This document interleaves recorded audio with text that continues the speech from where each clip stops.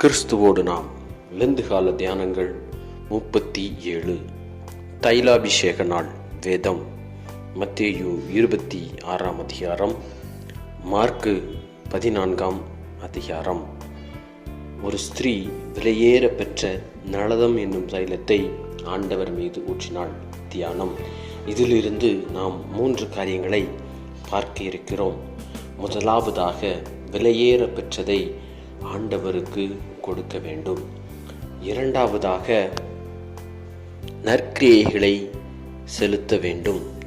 மூன்றாவதாக, நம்மால் இயன்றதை செய்வதற்கு முந்திக் கொள்ள வேண்டும்.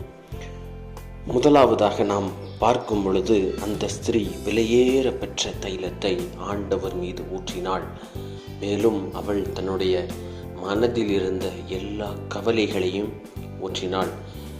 நாமும் விலையேற பெற்றதாகிய நம்முடைய ஆத்துமாவை ஆண்டவருக்காக கொடுத்து, நமக்காக அந்த தைலம் உடைக்கப்பட்டது போல உடைக்கப்பட்டு தன்னுடைய இரத்தத்தால் நம்மை முழுவதுமாய் கழுவின நம் ஆண்டவர் இயேசு கிறிஸ்துவை நோக்கினவர்களாய் விலை மதிப்பில்லாத ரட்சிப்பை தந்த அவருக்கு விலையேற பெற்றதாகிய நம்முடைய ஆத்துமாவை நாம் ஆண்டவருக்கு கொடுக்க வேண்டும்.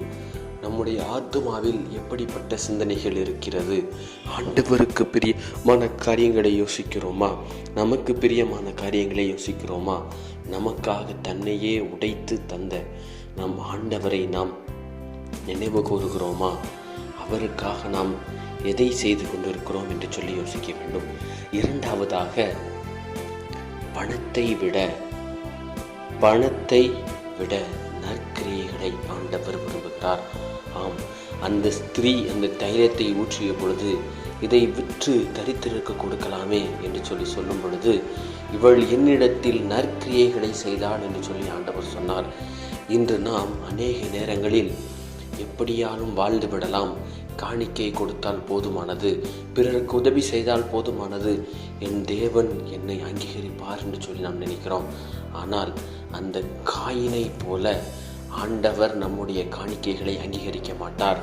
நாம் செய்பவர்கள் நாம் யாருக்கு உதவி செய்கிறோம் என்று சொல்லி அந்த உதவி பெறுவதற்கு அவர்கள் தகுதியுள்ளவர்களா என்று பார்த்து செய்யும் பொழுதுதான் நம்முடைய காணிக்கைகளை ஆண்டவர் அங்கீகரிக்க முடியும். நாம் பிறருடைய பாவங்களை மன்னித்து முழுவதுமாய் மனம் திரும்பி ஆண்டவருக்கு கொடுக்கும் பொழுதுதான் ஆண்டவர் அந்த காணிக்கைகளை அங்கீகரிப்பார். பலியை பார்க்கிலும் கீழ்ப்படிதல் நல்லது என்ற வேத வசனத்தின்படி நம்முடைய காணிக்கைகளிலும் தசம பாகத்திலும் தேவன் பிரியமானவர் அல்ல, நம்மிலே அவர் பிரியமானவர். நம்மை நாம் அவருக்கு கொடுக்கும் பொழுதுதான், நம்முடைய வாழ்விலே நற்கிரியைகளை நாம் செய்யும் பொழுதுதான் நம்முடைய பணம் ஆண்டவருக்கு உகந்ததாக இருக்கும். நாம் நம்முடைய வாழ்க்கையை அவருக்கு கொடுத்து பின்பு நம்முடைய காணிக்கைகளை அவருக்கு கொடுக்க வேண்டும். நம்மையே முழுவதுமாய் காணிக்கையாக அவருக்கு கொடுப்பதற்கு பிரயாசப்படுவோம்.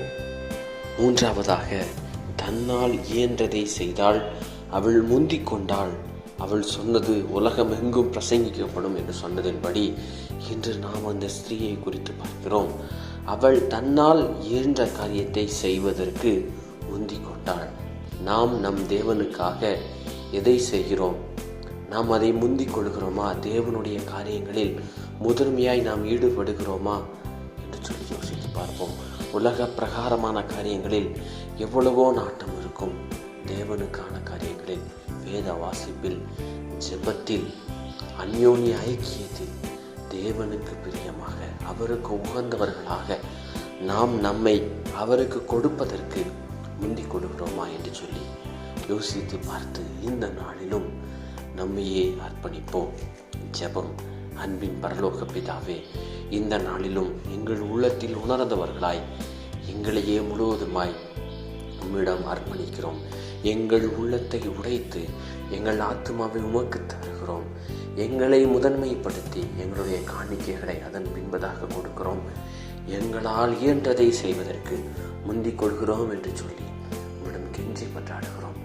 எங்களை மன்னித்து எங்களை அங்கீகரித்து உமக்கென்று எங்களை பரிசுத்தப்படுத்தும். உம்மை சந்திப்பதற்கு எங்களை ஆயத்தப்படுத்தும். பிதா, குமாரன், பரிசுத்த ஆவியின் நாமத்தினாலே ஆமென்.